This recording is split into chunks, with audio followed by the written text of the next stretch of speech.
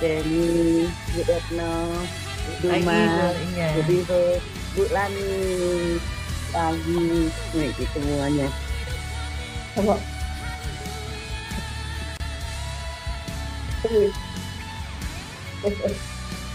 Saya juga Ibu Sekar, selamat pagi. selamat pagi, Selamat pagi, Bu Sekar. Selamat pagi, Bu pagi Sekar. semua. Eda, Pagi Eda, Aman, Bu Sina. Halo Bu Retno. Halo, Halo, selamat Bu pagi Bu Sekar. Sekar. Senang Duma, Bu Pagi. Bihu, Bu Lani. Selamat pagi, Bu Sekar. Selamat pagi. Halo Bu Lingga. Iya, selamat pagi Bu Sekar.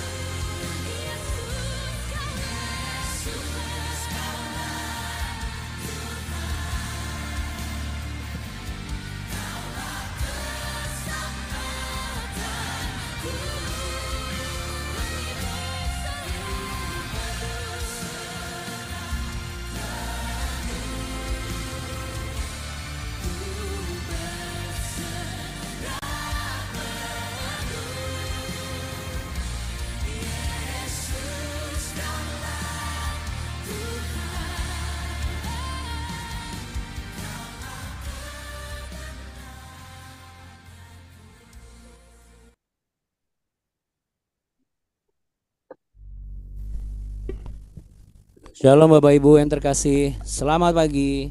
Selamat pagi, Abuna. Shalom. Shalom. Shalom, selamat pagi Abuna.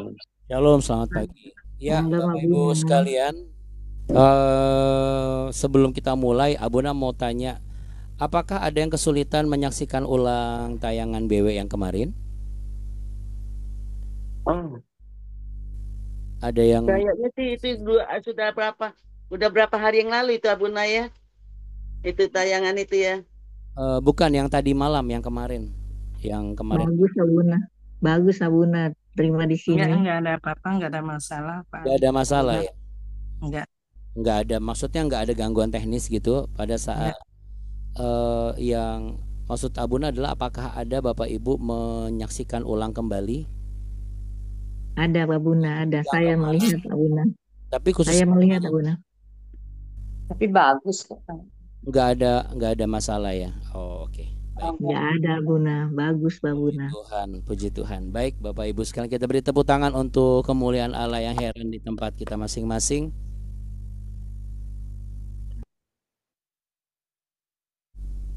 Baik Bapak Ibu, langsung kita capcus ya. Mari kita satu di dalam doa. Apa yang kami kerjakan hari ini Tuhan, apa yang kami bawa di hadapan tata kasih karunia-Mu, itu semua adalah upaya kami sebagai manusia yang percaya bahwa ketika kami menjadikan hidup kami sebagai persembahan yang hidup, kudus dan berkenan bagi Tuhan, kami belajar bagaimana kami memperlakukan kehadiran-Mu di dalam kehidupan kami. Sekalipun terkadang kami harus melakukan sesuatu yang menurut kemampuan manusia kami tidak masuk akal, tetapi ketika kami memperkatakan dan kami menerima Engkau menerima kami ya Tuhan Yesus Kristus. Terima kasih untuk segala kebaikan dan kemurahan-Mu. Bapa kami yang ada di dalam surga, dikuduskanlah nama-Mu, datanglah kerajaan-Mu, jadilah kehendak-Mu di bumi seperti di surga. Berikanlah kami pada hari ini makanan kami yang secukupnya, dan ampunilah kami akan kesalahan kami, seperti kami juga mengampuni orang yang bersalah kepada kami. Dan janganlah membawa kami ke dalam pencobaan, tapi lepaskanlah kami daripada yang jahat. Karena Engkaulah yang punya kerajaan dan kuasa dan kemuliaan kekal sampai selama-lamanya. Tak terkecuali hamba-Mu ya Tuhan, biarlah pengurapan itu turun dari surga, memenuhi setiap kami yang mengikuti renungan BW ini. Di dalam nama Bapa, Putra dan Roh Kudus, hanya di dalam nama Yesus Kristus kami percaya. Haleluya, amin. Amin, amin. Bapak Ibu, kita mau naikkan sebuah pujian ya.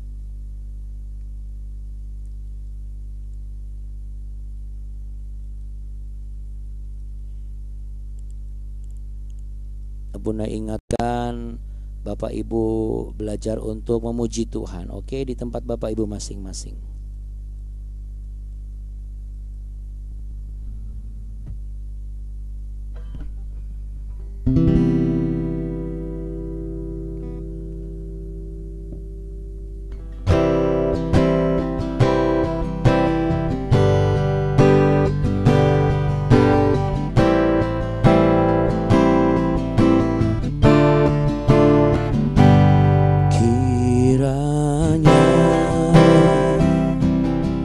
Engkau memberkati aku berlimpah-limpah, memperluas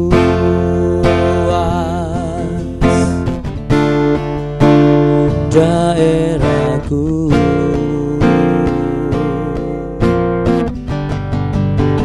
dan kiranya tangan-Mu menyertai aku dan melindungi aku daripada malapetaka, sehingga kesakitan tidak menimpa aku. Boleh sambil angkat tangan untuk memuliakan Allah. Kiranya Engkau memberkati aku berlimpah-limpah dan memperluas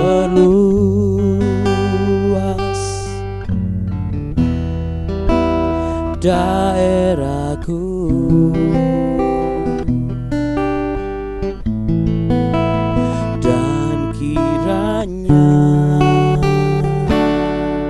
tangan-Mu menyertai aku dan melindungi aku daripada malapetaka, sehingga kesakitan, amin, tidak menimpa aku.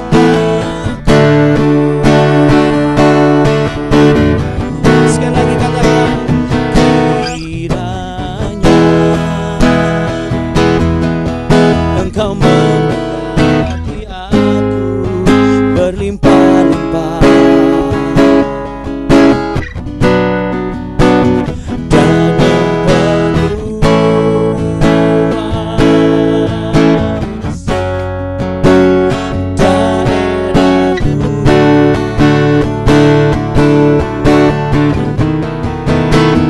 dan kiranya tangan-Mu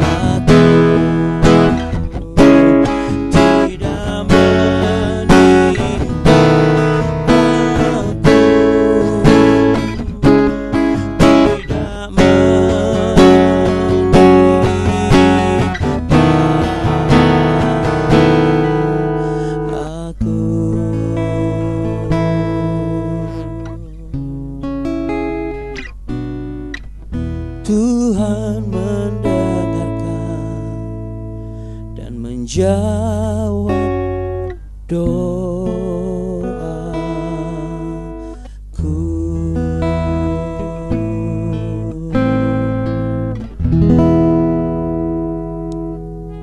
Yang percaya menerima berkat Tuhan katakan amin. Amin Bapak Ibu yang terkasih. Oke, baik.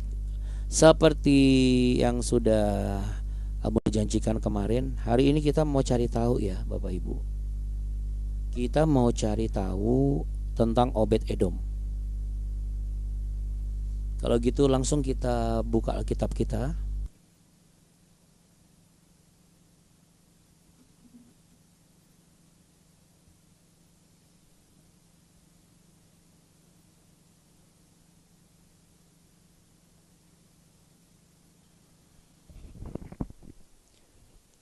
Masih di 1 Tawarikh pasal 13.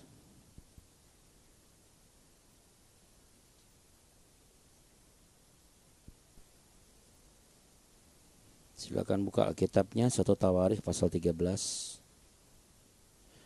Untuk mengikuti Bible series di BW memang idealnya disarankan menggunakan Alkitab manual, ya, manual book atau manual Bible, supaya kita bisa cari tahu sendiri gitu ya.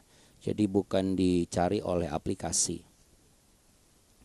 Tapi untuk oma-oma yang sudah lanjut usia bolehlah menggunakan aplikasi kalau tidak ada yang bisa membantu. Cuma kalau ada orang-orang di rumah seperti cucu atau saudara, tidak ada salahnya minta bantuan mereka, ya.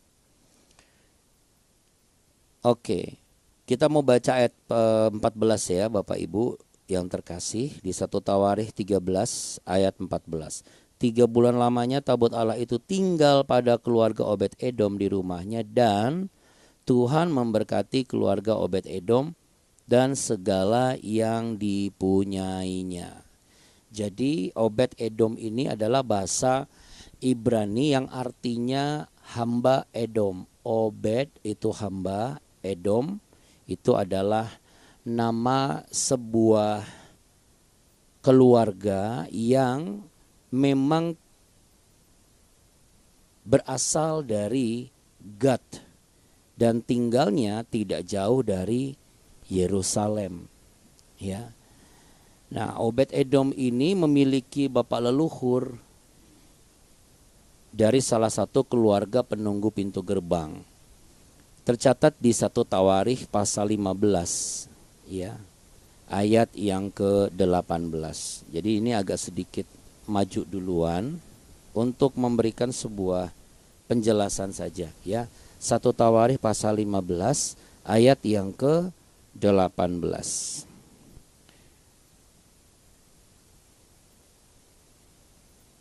Kita mulai baca dari ayat yang ke-17. Maka orang Lewi itu menyuruh berdiri Heman bin Yoel dan dari saudara-saudara sepuaknya, Asaf bin Berekhia dari Bani Merari, saudara-saudara sepuak mereka Etan bin Kasaya, dan bersama-sama mereka itu saudara-saudara mereka dari tingkat kedua, Zakaria, Yazariel, Semitramot, Yebhiel, Uni, Elia, Benaya, Masae, Matika, Elifele, Miknea, dan Obed Edom, serta Yoel, para penunggu pintu gerbang, ya. Dan di ayat yang ke-21 ditulis sedang Matika, Elifele, Miknea, Obed Edom, Yoel, dan Azaria harus memainkan kecapi yang 8 nada lebih rendah tingkatnya untuk mengiringi nyanyian. Ya, berarti di sini bisa dipastikan Obed Edom keturunan Bani Asaf. Bani Asaf keturunan Gersom, dan inilah Bani sepuak dari suku Lewi, ya. Jadi Bapak Ibu yang terkasih, Pertama kali Obed Edom disebut di Perjanjian Lama pada masa pemerintahan Raja Daud, yaitu saat peristiwa Tabut Perjanjian ini. Lalu kemudian disebutkan lagi di 1 Tawarikh pasal 15 sebagai penunggu pintu gerbang, ya. Dan juga sebagai penyanyi di zaman masa pembuangan. Ya Bapak Ibu. Jadi kalau kita mau benar enggak itu berasal dari suku Lewi atau karena dia pegang main musik gitu. Kita lihat di 1 Tawarikh pasal 6, kita mundur sedikit. Ayat yang ke-39.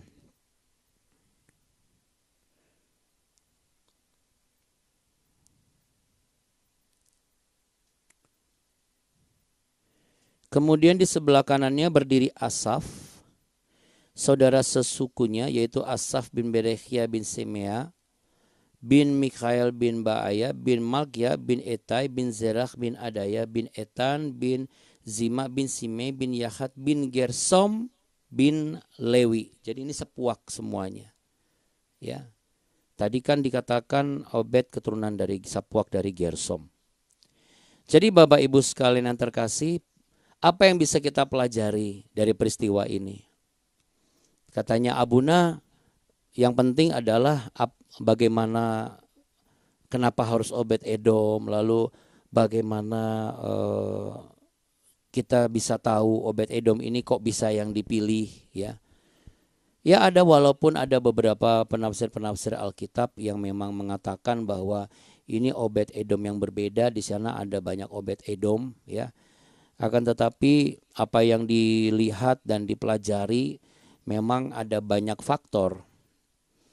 Tapi Abuna sebagai hamba Tuhan sangat percaya yang ditulis di dalam Alkitab adalah kriteria sebagaimana yang sudah ditetapkan oleh Allah.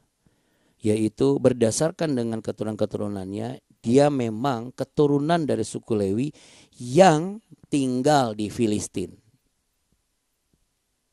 Ya, jadi bukan orang Filistin asli. Ya seperti saya aja gitu, misalnya kalau saya Abuna tinggal di Medan atau Abuni tinggal di Papua.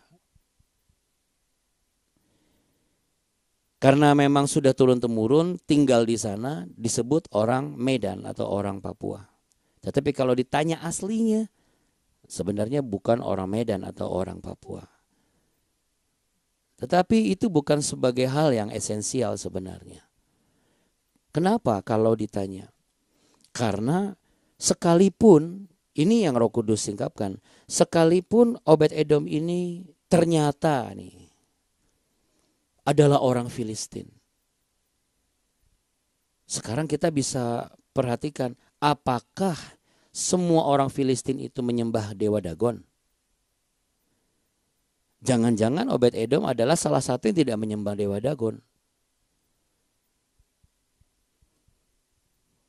Karena kalau dibalik, apakah semua bangsa Israel itu menyembah Allah yang hidup? Karena pada kenyataannya masih ada beberapa yang menyembah berhala. Apa bedanya sama kita orang Kristen di zaman sekarang? Apakah semua orang Kristen percaya bahwa Yesus adalah Tuhan dan Juru Selamat? Bisa menghargai keselamatan yang dianugerahkan dari karya penyalipan Kristus di kayu salib? Buktinya tidak sedikit orang-orang Kristen yang ragu juga bakal masuk surga apa enggak. Berarti dia tidak percaya keselamatan yang diberikan oleh Allah melalui penyalipan Kristus di kayu salib. Berarti dia tidak memandang hormat inkarnasi Allah.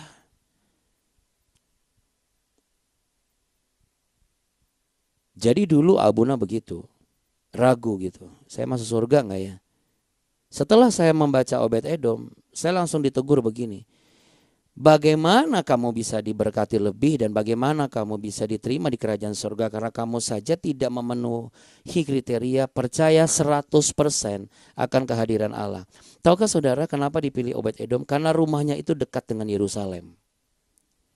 Makanya kemarin Abuna bilang, coba deh Bapak Ibu kalau Abuna sarankan walaupun sudah Zoom, coba ulangi lagi. saksikan lagi tayangan yang kemarin yang kalau sudah ditayangkan, coba cari ya yang edisi tanggal sekarang kan tanggal 27, cari yang kemarin itu tanggal 26 Februari. Lalu Bapak Ibu ulang-ulang coba pelajari gitu, dengerin gitu. Sambil ikuti. Nanti bisa tahu tuh. Karena banyak sekali kita tidak secara mendetail apa yang sudah kita terima gitu. Kita terlalu mudah untuk menerima, sudah menerima, habis itu udah. Sedangkan setiap firman Tuhan yang benar ini adalah ketika dengar khotbah, ketika ikuti dengar renungan, terus kemudian buka Alkitab, itu harus diulangi lagi. Dan diulanginya berulang-ulang. Jadi selain kita mendapat pengajaran dari luar diri kita maksud Abuna, tetapi kita pun juga mengajar diri kita sendiri. Memang untuk orang tua ke anak-anak tidak mudah untuk akhir, apalagi di zaman sekarang. Ayo buka Alkitabmu, baca Alkitabmu. Tetapi saudara, kalau anak-anak melihat kita aja nggak percaya diri dengan pegang Alkitab, bagaimana mungkin mereka mau buka Alkitab? Karena kita pun nggak pernah percaya, kelihatan confident gitu dengan isi Alkitab. Apalagi kalau misalnya ditanya, kita langsung ngomong, gak usah ngomongin isi Alkitab dong. Kan papamu bukan pendeta, mamamu kan bukan hamba Tuhan. Nanti kita tanya aja lah sama hamba Tuhan atau pendeta. Jadi gak salah kalau 2030 bisa dikatakan kita kehilangan generasi kalau semua keluarga Kristen itu seperti ini. Bagaimana kita akan mendapatkan penggenapan janji keturunan yang diberkati oleh Tuhan yang tercatat di Yesaya pasal 61 ayat 1 sampai 11 dan seterusnya. Kalau kita sebagai keluarga Kristen itu nggak pernah yang namanya membangun mesbah keluarga. Apa hubungannya dengan Obed Edom? Loh, kita kan mau diberkati. Ya kan? Kita kan maunya kan dapat berkat mujizat, kesembuhan ilahi, keturunan yang diberkati Tuhan. Bahkan sebelum dikaruniai keturunan pun kita sebagai suami istri gak pernah yang namanya punya jam doa bersama. Oh Abuna gak bisa Abuna karena saya dan suami duanya alirannya berbeda. Coba sekalipun aliran berbeda apakah termasuk aliran sesat gak? Mohon izin. Ya maksudnya yang bersangkutan dan yang lain itu menyembah Tuhan Yesus apa enggak? Selama dia menyembah Tuhan Yesus ya udah kita bangun mesbah doa. Selama nama Yesus ditinggikan berarti kita sedang memperlakukan kehadiran Allah secara nyata di dalam kehidupan kita.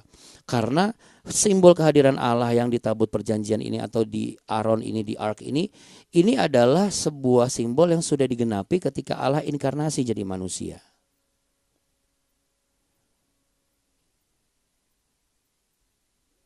Dialah roti yang menghidupkan setiap orang percaya. Makanya simbol mana ada di situ.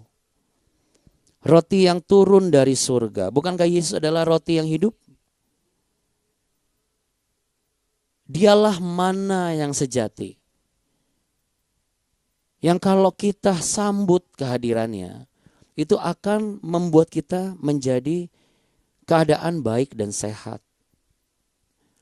Manusia rohani kita bertumbuh tidak terlalu kurus, tidak terlalu gemuk. Jadi kalau kita simpulkan, kalau Allah hadir sudah pasti. Sama seperti halnya Obed Edom, pasti segala yang dipunyai diberkati. Sama, kita punya apa? Pelayanan diberkati, kita punya anak diberkati, kita punya cucu diberkati, kita punya istri, suami, lalu kemudian pekerjaan diberkati. Jadi sekalipun satu ayat di ayat 14 ini, tapi kalau kita mau pelajari sungguh-sungguh, kita akan menemukan banyak pesan-pesan penting. Karena ada banyak orang yang menolak kehadiran Tuhan. Ketika diberikan tanggung jawab, aduh jangan saya dulu deh. Tapi maunya diberkati, jadi gak boleh protes sama Tuhan. Ketika Tuhan menyuruh dan meletakkan di dalam hati kita, ayo lakukan ini untuk dia. Ayo berkati orang ini. Tetapi kita menolak. Jangan heran kalau Tuhan belum memberkati kita. Sekali lagi Abuna bicara berkat ini bukan cuma sekedar uang ya, tetapi ada banyak hal. Kemampuan untuk memahami keadaan itu juga adalah berkat. Kesanggupan untuk menghadapi setiap persoalan dan tantangan dan juga tekanan itu pun juga berkat. Itu berkat, arti berkat bagi orang percaya Bapak Ibu. Jadi dalam hal ini kalau kita mau telaah sungguh-sungguh, kita nggak boleh menolak kehadiran Tuhan. Jadi Abuna berani bilang, kalau Tuhan hadir di BW ini, jangan pernah malas untuk menyaksikan tayang ulang. Minimal orang-orang yang sudah ikut di Zoom, ya Abuna sarankan coba tayang ulang, nonton lagi ulang, dan jangan lupa kasih tanda like. Coba perhatikan apa yang sudah Tuhan buat di BW ini. Karena di luar sana sama seperti halnya kehidupan Obed Edom. Obed Edom langsung menerima, membuka. Iyalah, gimana nggak buka? Kan yang nyuruh Raja Daud. Obed Edom ini keturunan Lewi loh. Berarti dia adalah imam musik, imam asyar, penunggu pintu gerbang kan. Dia punya hak untuk menolak kepada Raja Daud. Apalagi dia pasti mendengar peristiwa Uza disambar petir sama Allah. Dihajar sama Tuhan. Ada berapa banyak orang langsung menolak ketika dia mendengar bahwa ikut Tuhan itu penuh pergumulan. Percaya Yesus itu banyak masalah. Bukannya tambah kaya malah tambah sengsara. Akhirnya tinggalkan Yesus, kawin sama orang yang tidak mengenal Yesus, yang tidak mau tumbuh dalam iman yang sama. Abuna bicara begini tanpa ada maksud sentimen dengan pihak lain. Tapi Abuna hanya menyampaikan apa yang Roh Kudus singkapkan di dalam hati Abuna sebagai hamba Tuhan. Bukankah di sekitar kita atau jangan-jangan kita sendiri nih, yang belakangan ini juga tidak sama seperti Obed Edom. Jadi dia hanya menerima apa yang menurut dia baik. Apa yang menurut dia mampu. Apakah kita tidak pernah bisa berpikir bahwa Obed Edom juga punya pikiran, bisa nggak ya, jangan-jangan nanti satu keluarga saya terpanggang nih besoknya. Uza aja yang anaknya imam besar aja disambar petir. Nanti saya terima tabut Allah, waduh besok jangan-jangan saya punya anak jadi gundala putra petir atau jadi The Flash gitu.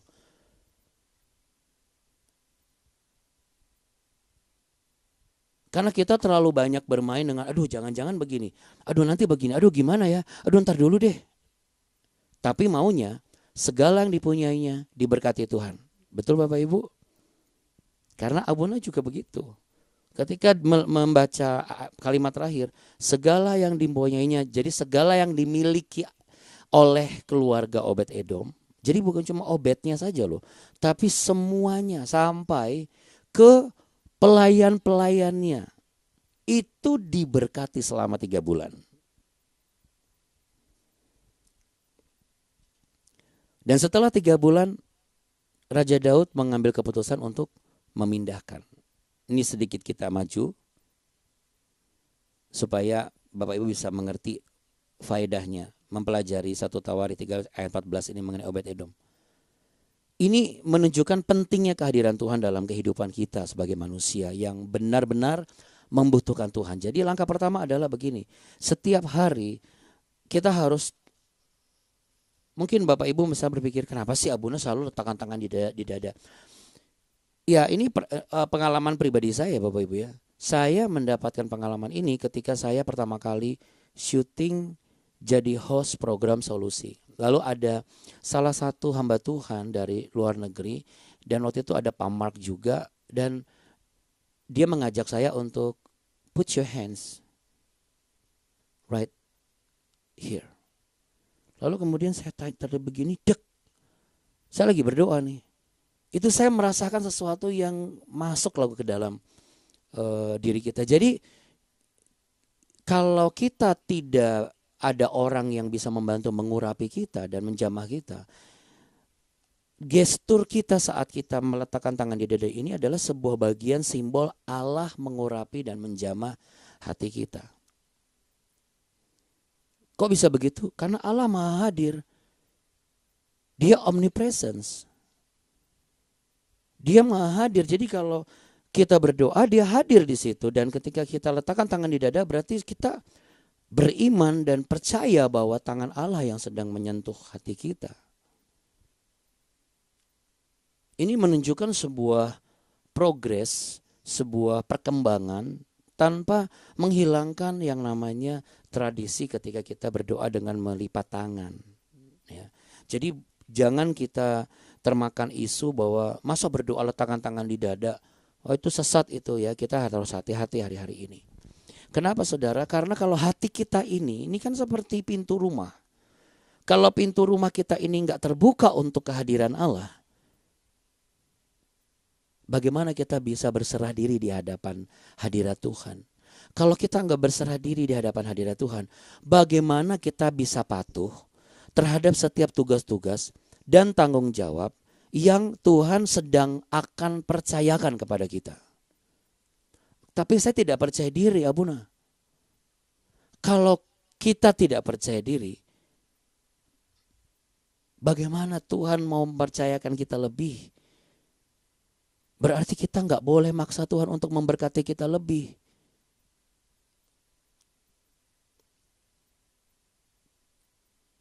Karena keberkenanan Allah itu terjadi ketika Dia menemukan sebuah pintu yang terbuka dan menerima dia tanpa membahas peristiwa apa yang melatar belakanginya. Jadi Obed Edom ini keluarga yang menurut Abuna bagus. Dia nggak terlalu kepo untuk nanya kenapa nih tabutnya kok dikitip ke saya. Emang ada peristiwa apa tadi? Karena nggak dicatat. Berarti memang menerima apa yang sudah diberikan dan memperlakukan dengan baik. Dia tidak melihat kematian Uza sebagai halangan.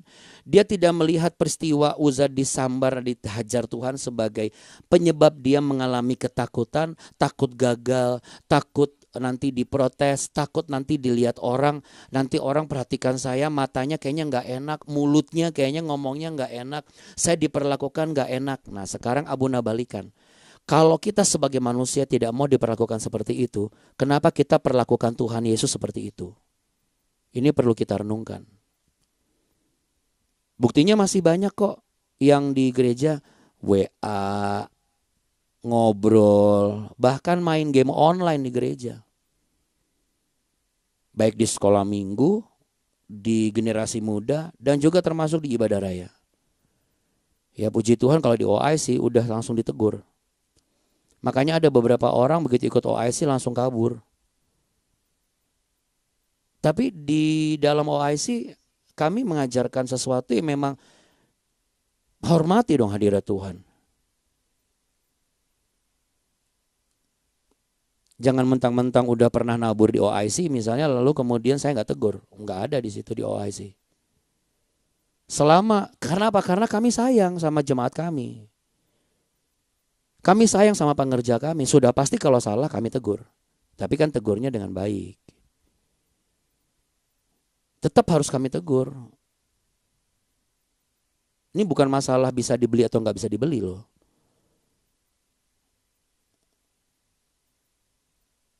Tapi saudara, saya melihat pergerakan zaman dan kedatangan Yesus itu sudah sangat-sangat tipis banget jaraknya, dekat banget. Abuna bukan nakut-nakutin, justru ini sebenarnya kabar yang menggembirakan. Terus terang dulu Abuna takut kalau Tuhan Yesus cepat datang. Tapi Abuna cuma melihat akan semakin ngeri sebenarnya kalau semakin lama Tuhan Yesus datang. Jadi kalau Tuhan Yesus datang lebih awal itu sebenarnya semakin lebih cepat, lebih baik.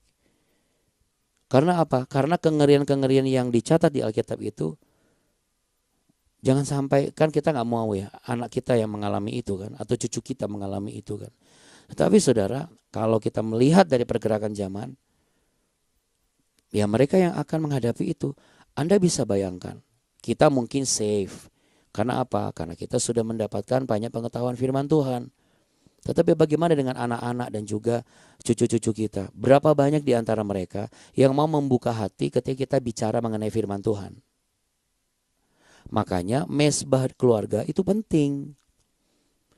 Kehadiran mesbah keluarga di keluarga kita itu adalah sebuah sikap untuk tetap mau hidup dalam ketaatan. Bukan supaya diberkati. Karena orang yang berserah penuh pasti taat. Dan orang yang taat itu udah pasti mengalami hadirat Tuhan. Kalau hadirat Tuhan itu hadir, apa sih yang tidak bisa dilakukan oleh Allah? Karena apa? Karena kita memberikan sebuah aron, bahtera untuk Allah tinggal. Makanya berkat Tuhan itu bisa melimpah di keluarganya Obed-Edom. Mengalami kemakmuran, kesehatan, dan kedamaian. Banyak ketaatan yang mungkin dalam waktu yang singkat ini harus Abuna jabarkan sedikit. Contoh deh, ketaatan yang sekarang ini udah hampir gak berani diomongin karena banyak hamba-hamba Tuhan atau pendeta yang akhirnya udahlah gak usah diomongin, terlalu sensitif. Tapi Abuna berani ngomong sekarang begini. Banyak sekali orang yang segan atau sungkan untuk memberkati satu pendeta. Terus yang kedua membangun gereja. Terus yang ketiga memberikan persembahan khusus atau perpuluhan. Coba deh kalau kita mau jujur. Karena dulu Abuna pernah seperti itu. Abuna pernah menyangkal suara Tuhan ketika taruh di dalam hati. Lalu Abuna berpikir, menurut saya orang ini kaya kok. Padahal Tuhan bukan menyuruh berkati orang ini karena orang ini miskin. Bukan. Justru ketika engkau memandang orang itu misalnya mampu, engkau masih mau gak memberkati orang itu? Karena ketaatan yang dipandang Tuhan itu bukan dari apa yang kita lihat. Saya bisa ngomong begini karena saya juga pernah yang namanya mengalami masa kekeringan yang lama. Saya memandang rendah yang namanya ketaatan, persembahan, persepuluhan. Bukankah di firman Tuhan katakan persembahan persepuluhan itu dibawa supaya kita tidak mengalami yang namanya dihindarkan dari belalang pelahap. Anda mau tahu belalang pelahap manifestasinya apa Bapak Ibu? Satu, sakit gak sembuh-sembuh itu belalang pelahap. Bolak-balik ke rumah sakit terus. Gak kelar-kelar, itu belalang pelahap. Dua, dosa yang gak bisa, yang gak kelar-kelar gitu. Bolak-balik jatuh di hal yang sama terus, itu belalang pelahap. Ini dari sekian banyak hal yang Tuhan minta untuk kita taat. Apalagi hal-hal yang lain. Jadi kita sekarang bisa pahami. Siapa yang rindu kehidupannya mengalami berkat seperti Obed-Edom. Segala yang kita punyai diberkati oleh Tuhan. Pikiran kita diberkati, hati kita diberkati, tubuh kita diberkati, keluarga kita diberkati, pekerjaan diberkati, pelayanan diberkati. Pejamkan mata, letakkan tangan di dada. Kita renungkan bagian ini saudara. Ketika Tuhan hadir, pengaruhnya bukan cuma atas Obed-Edom dan keluarga Obed-Edom. Tetapi kesaksian dan kemakmurannya itu menjalar dan menyebar sampai keluar kawasan keluarga dan puak-puaknya. Sebenarnya sederhana. Maukah kita membuka hati saat Allah menghadirkan perintah? Karena kehadiran Allah bukan cuma sekedar jamahan ilahi saja. Maukah pintu hati kita terbuka ketika Allah menghadirkan sebuah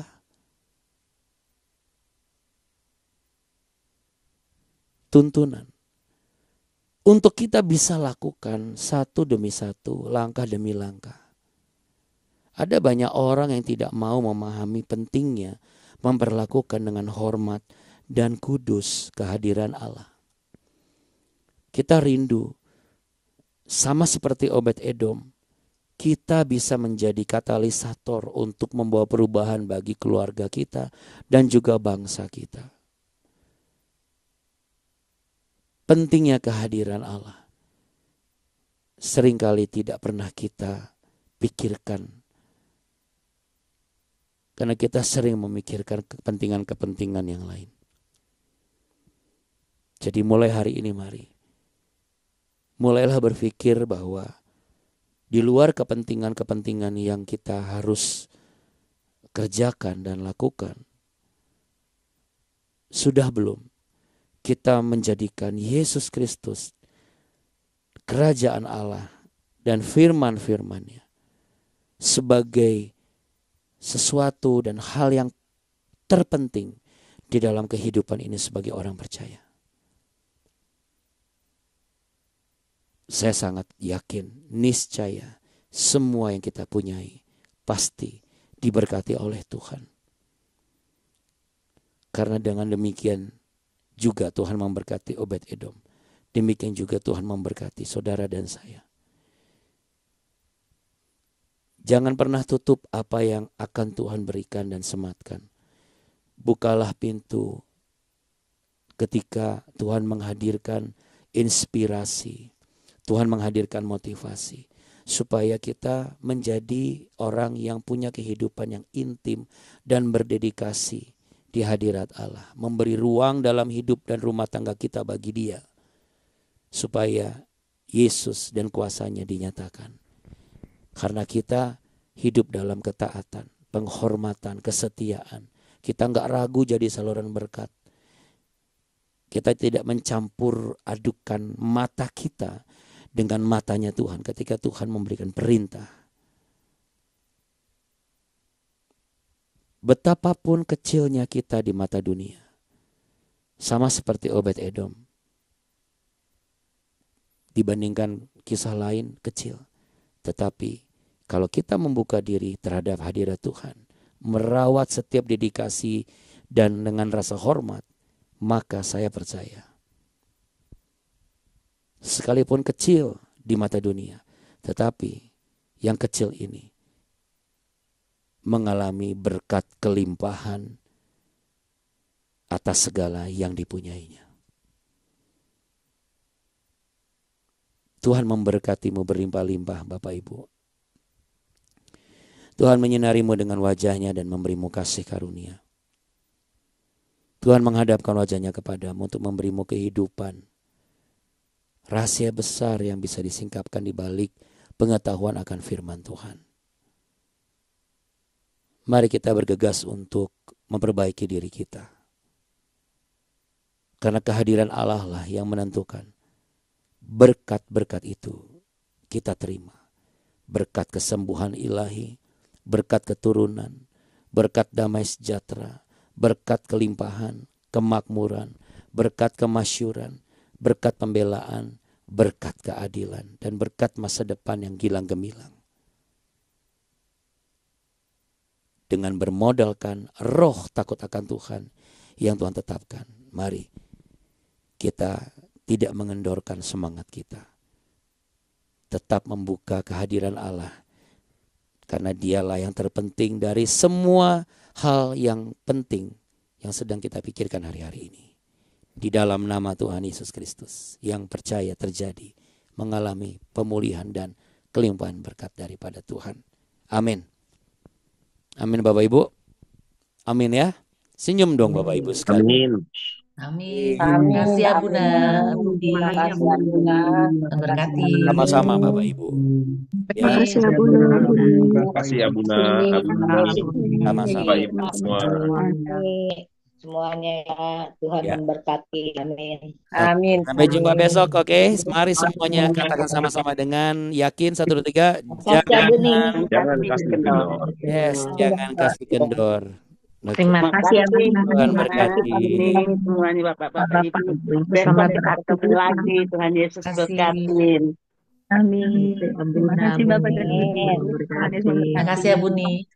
Terima kasih ya Bunda, Buni. Ya. Baik kasih, semuanya Bye. Bapak Ibu. Tuhan berkati. Bye-bye. Dadah. Dadah. Sampai besok ya. Dah. Iya.